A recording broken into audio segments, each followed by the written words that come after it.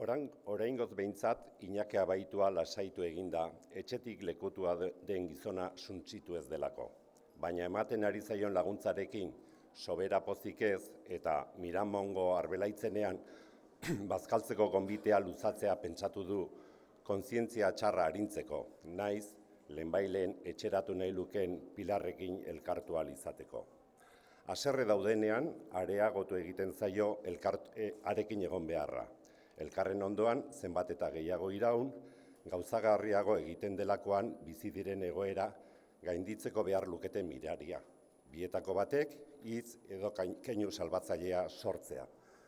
Bururatu zaio, naiz lagunaren zoritxarraz baliatzeak onik egiten ez dion, Keparen banatzearen berri emanik.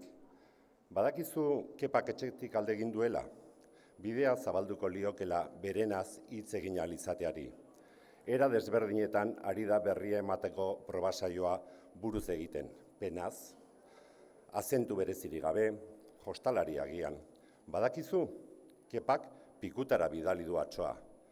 Pilarrek berak ez baitu oso gogoko emaztea, baina ez da erantzuna irudikatzeko gai edo hobeto esan da, bururatzen zaizkion aukerak ez dira animoa ematekoak. Abai, begiak sudokotik altxatuz edo altxatu gabe. Batzuen ordua, edo kerrago. Zergatik auzoa zeu ere, besteak beste. Eta bazkaltzeko proposamena luzatzea erabaki du.